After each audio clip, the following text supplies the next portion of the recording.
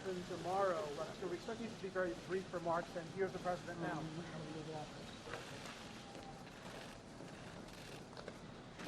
Good afternoon, everybody.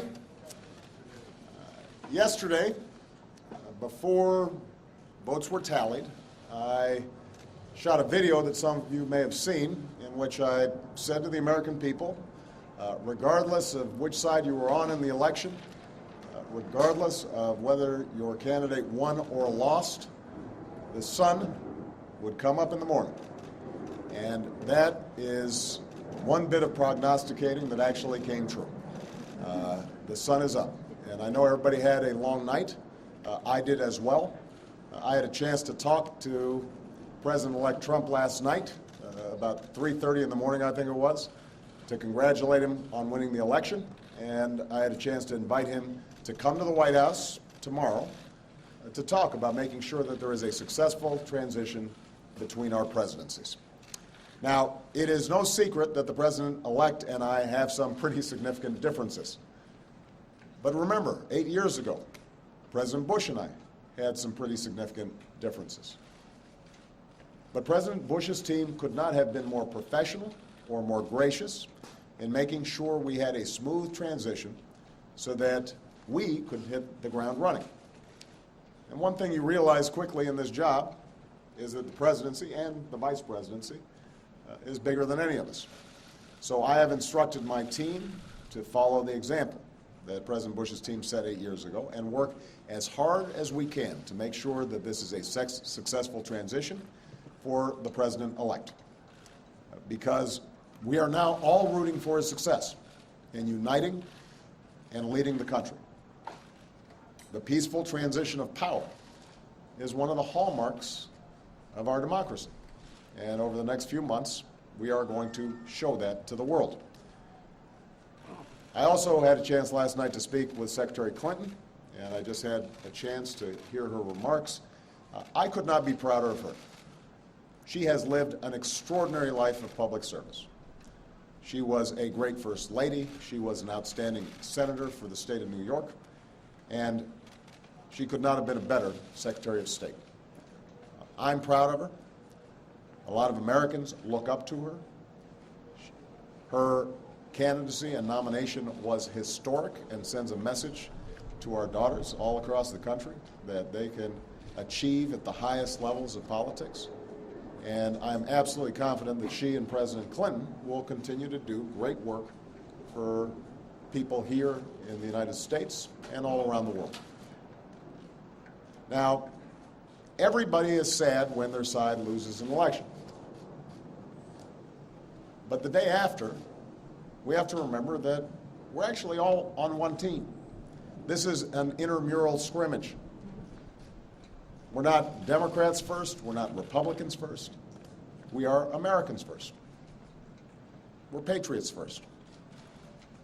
We all want what's best for this country. That's what I heard in Mr. Trump's remarks last night. That's what I heard when I spoke to him directly, and I was heartened by that. That's what the country needs.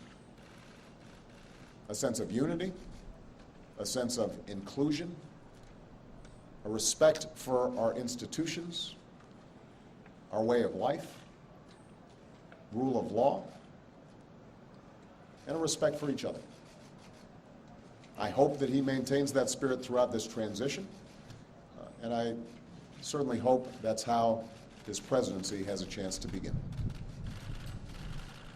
I also told my team today to keep their heads up, because the remarkable work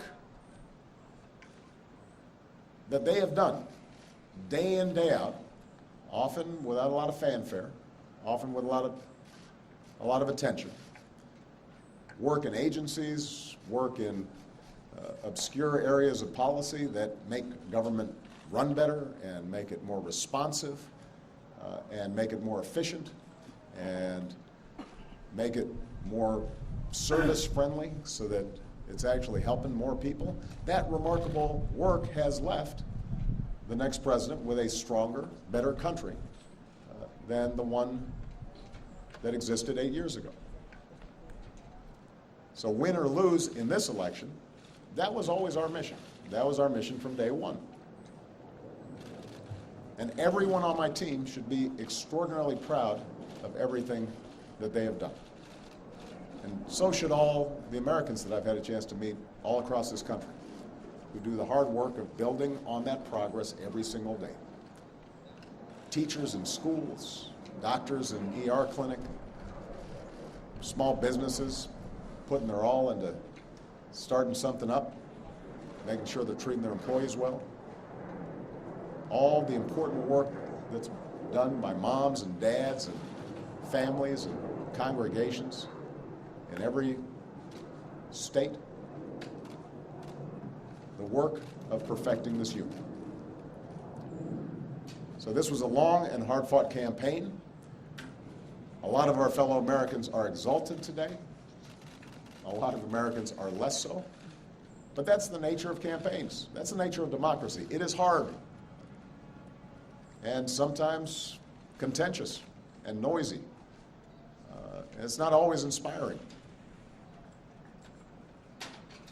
But to the young people who got into politics for the first time and may be disappointed by the results, I just want you to know you have to stay encouraged. Don't get cynical. Don't ever think you can't make a difference.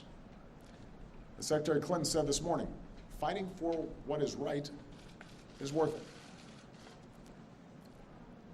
Sometimes you lose an argument. Sometimes you lose an election. You know, the path that this country has taken has never been a straight line. We zig and zag, and sometimes we move in ways that some people think is forward and others think is moving back. And that's okay. I've lost elections before. Joe hasn't, but, you know. So I've been sort of sharing. Remember, you beat me badly. That's the way politics works sometimes. We try really hard to persuade people that we're right. And then people vote. And then if we lose, we learn from our mistakes, we do some reflection, we lick our wounds, we brush ourselves off, we get back in the arena. We go at it. We try even harder the next time. The point, though, is that we all go forward with a presumption of good faith in our fellow citizens. Because that presumption of good faith is essential to a vibrant and functioning democracy. That's how this country has moved forward for 240 years. That's how we've pushed boundaries and promoted freedom around the world. That's how we've expanded the rights of our founding to reach all of our citizens. It's how we have come this far. And that's why I'm confident that this incredible journey that we're on as Americans will go on. And I'm looking forward to doing everything that I can to make sure that the next president is successful in that. I've said before, I think of this job as being a relay runner. You take the baton, you run your best race, and hopefully by the time you hand it off, you're a little further ahead. You've made a little progress. And I can say that we've done that, and I want to make sure that handoff is well executed, because ultimately we're all on the same team. All right. Thank you very much, everybody. Is Obamacare over?